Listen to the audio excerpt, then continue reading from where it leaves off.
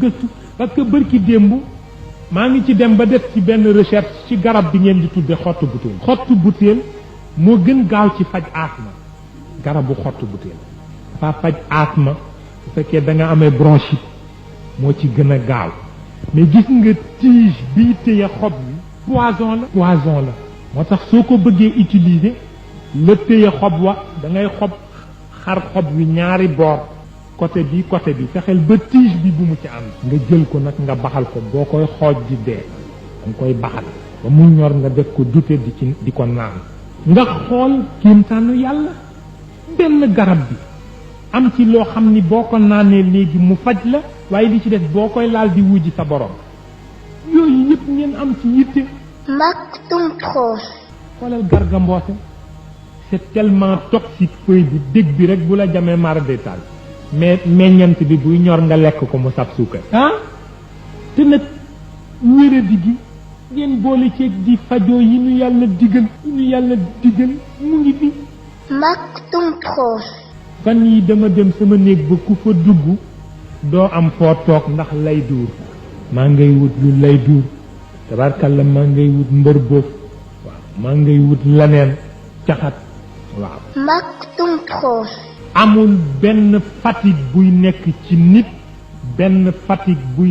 ci nit te du ñaar mën na koo dindi laalu guy wala mbuumum caxat noo koy dosé. wante nun nag léegi fajootuñu parce que boo dee togg mbuumum caxatit topp ngeen publicité ak télévision ba bu teyee ñu ne la cube jumbo ëllëg ñu ne la cube bu Maggi nga dem fab produit chimique yooyu def ba boo koy lekk léegi yow lu neex sa gémmiñ ngay am mais dootoo am garab.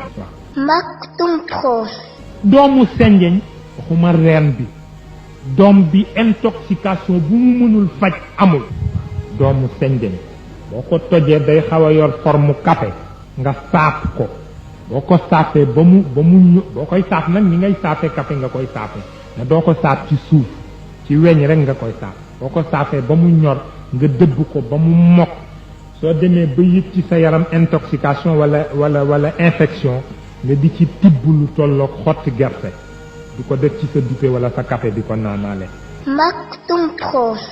ngeen bàyyi suukar ak yàpp bàyyi leen suukar te ngeen bàyyi yàpp parce que suukar bu ñu ko jëlee ci kaan bi wala ñu jëlee ko ci betterave bi gundu xataal ko ba mu cristallisé léegi soo ko yàggee lekk rek di nga dem ba sa pancréas bi dootul mën a sécréter insuline bi nga xam ni moo koy digérer. diabète ubbeeku li tax ñu lay tere suukar bi du suukar bi dafa baaxul ci yow mais li ko daan reesal moo nekkatul su ko defee soo ko jëlee nag foie bi daf koy jël yóbbu jox ko rein yi su demee du ko mën éliminer mu retourné waat nag ñëw nekk toxine ci sa kaw di la bëgg a rey. bàyyi leen suukar ak it bu ngeen dee baxal saxaw ngeen def ko xob yu yem waaw boo ko miinee dana dem ba mooy dàq bi sax suukar. yàpp nag waxuma nga bàyyi ko totalement mais bu ko lekk bis bu nekk. lu tax parce que estomac bi pour mu digérer ko effort bu rëy lay def. te comme estomac amoo ci ñaar benn rek nga ci am bis bu crevé nga toog ballonnement di la bëgg a rey géex di la bëgg a rey naan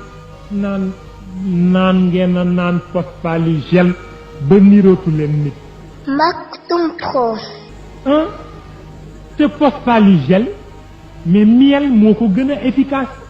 lem day faj góom boo ko diwee ci plaie 3 fois mu regret. lem day faj góom boo amee plaie bu taab bu lànk bañ a ñor diw ci lem ñetti fan mu dem. ulcère boo ko amee def kiiru lem pendant 1 mois dootoo ko yëg. ni yàlla moo ko wax.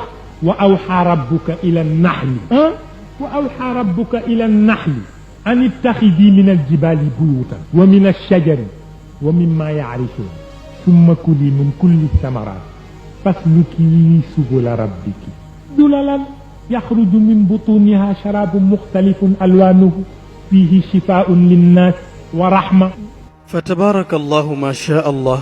mbokk yi bàyyi xel seen label Maktoum Pro. kàddu yu am solo yi lañu leen indiloon tey mu jugee ci jëmm ju tedd di kilifa gu tedd di Cheikh Seydi Mouhamadou Mansour Sy ibnu Mam Cheikh Ahmad Tijani Sy Al Maktoum yal na yàlla sàmm ko yal na yàlla may ko wér yal na yàlla guddal fanam ci barke yonent yàlla Muhammad sallallahu alayhi wa sallam mu nekk yu mat a bàyyi xel loo xam ne ku ci nekk daa ko soxla pharmacie Chifa la mbokk yi kàddu yaa ngoog seen mbokkuloon Mam Cheikh Ahmad Tijani Diop ci seen label Maktoum Pro wassalaamu aleykum wa rahmatullahi taala wa barakatuhu. Maktoum Pro. Téléphone 77 417 70 78.